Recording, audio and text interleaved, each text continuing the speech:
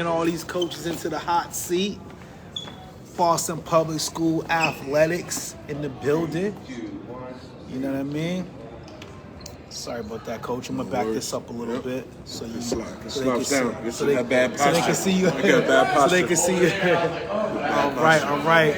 So, Coach, welcome in. Introduce, let people know who you are. We're here at the 2024 Black Coaches Classic. So I see you work for BP Athletics. For BPS, yes. So talk to us about what you do for BP Athletics. Let us know who you are and all that good stuff. Good morning, everybody. My name is Avery Esdaile, the Senior Director of Athletics for Boston Public Schools. Hey.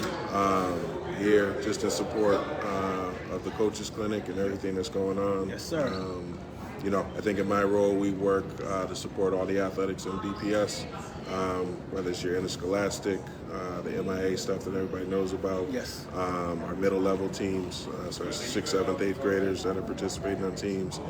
We also have a branch that works with Special Olympics and unified sports as well. So a lot of things going on. Busy job. Absolutely. So what made you want to take on that role with BPS? Right, because let's just be totally honest and transparent. Right, there's sort of a stigma around BPS schools as far as like the athletic programs and how some feel like, I say that to say like how some feel like you gotta go to Metco or you gotta go to prep school to get these looks, whether it's Division I college, whatever it is, right? And knowing that we have local talent here that you can find at a BPS school that you can get and recruit to your program. So it doesn't necessarily have to be at a Metco school or at a prep school to get them. You know what I mean? So what made you want to step into that role? My career previous to this was all at the college level. So Nice.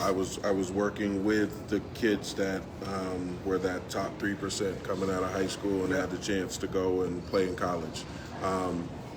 Those jobs are great. I think for the competitive spirit is great. But I think in terms of impact and the impact you can have on young people in the community, this is what we get here. So, I think I took this job looking to be in a position to kind of not change everything that we were doing, but really work on how we could make things better, how we could make some tweaks to, I think, like you said, get to some of the, to deal with some of the misnomers out there around, our athletic program and put kids in positions to have authentic experiences, have championship experiences, have meaningful state championship and tournament experiences, be in a position to work with coaches to get better, to if they're looking to go to college, to be able to achieve that. So it doesn't all happen in one day. Right, of course not. Of course not. I've been here 10 years, so things have moved and we've changed some things, but I think like events like today, to Coaches Clinic, right? So coaches that come and have an opportunity to hear from people that are in the top of their field, are doing things really well in the coaching world. If they're able to apply that with our kids, that's an added bonus. So it's not all the direct things; it's sometimes the indirect things that we got to look at. To so it's funny you say that. I want to piggyback off of that. So what do you think of events like the Black Coaches Classic, and do you feel like there isn't enough of these kind of events? Like, what do you think about events like this in particular?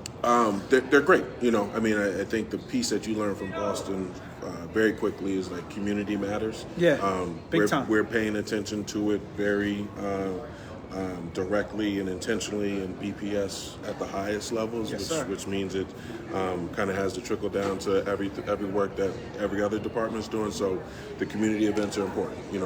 We start, I think, with our city championship events, and those are traditional things that have happened in sports well before I've been here, and they continue well after I'm gone. But those are the events that kind of get the community excited and get them out.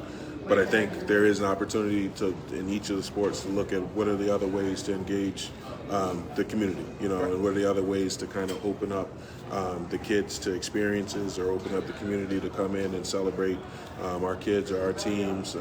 And sometimes it may just be a Boston team and somebody else. Maybe it's not your team, but like they're from Boston and you're going to support them. So, absolutely. So the community piece is important, and I think we can't do it all ourselves is the other piece. So when we have organizations and people that we can partner with and work with that can help us in some arms maybe add some pieces to a program or facilitate to it or complement something that we're doing, we've got to take advantage of those. So these events are great. We'll look to do more and figure out, how we can get involved with people as much as possible. What do you feel about the current state of BPS athletics? I know we had a couple, we had some champions last year. Shout out to the good brother Hugh Coleman at Charlestown.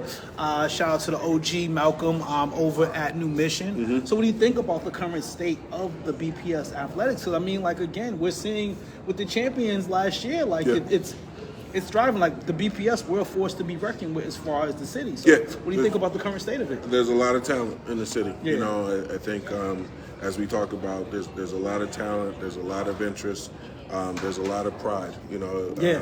English baseball won the state title in Division 5-2 as well. So so we had, didn't know that. We kept going Shout into out to the English spring. on that, absolutely. So now we're in the fall season. I mean, I think we've gone with the state tournament to a statewide format, which I've liked because it leveled the playing field.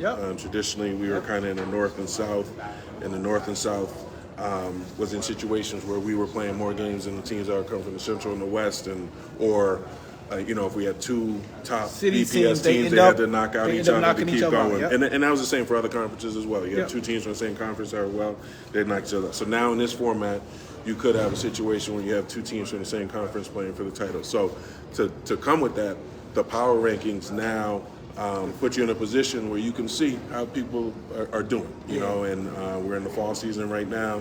We're sitting at Madison Park. I think Madison Park Volleyball is the top 24 team in their division. Wow. Boston International Boys Soccer, I think, is the #1 team. Come on now. Right. Soccer, and I think we got 4 or 5 other ones that are top 10. So this fall postseason is going to be probably fun like the winter and the spring was. Oh, wow. Well, Coach, thank you. No problem. I appreciate you Thanks for stopping through with the Grove Hall podcast, man. Yeah. We're up and coming in the city of Boston. All right, stay in touch. We've had Coach Smooth on our show before. We got Mike Jones, Mike McGee, Travis Petrus, who I believe with the Madison Park as well. We got them coming on show Sunday. So thank you, man. We'll definitely be in touch with you. Thanks for the time. Absolutely. Keep in touch. Appreciate it. Yes, right, sir. Yes, sir. One. Yes, sir. Yes, sir. We got everybody stopping through, pulling up. Sitting down, kicking it with us. And then drop some knowledge, man. Shout out to English.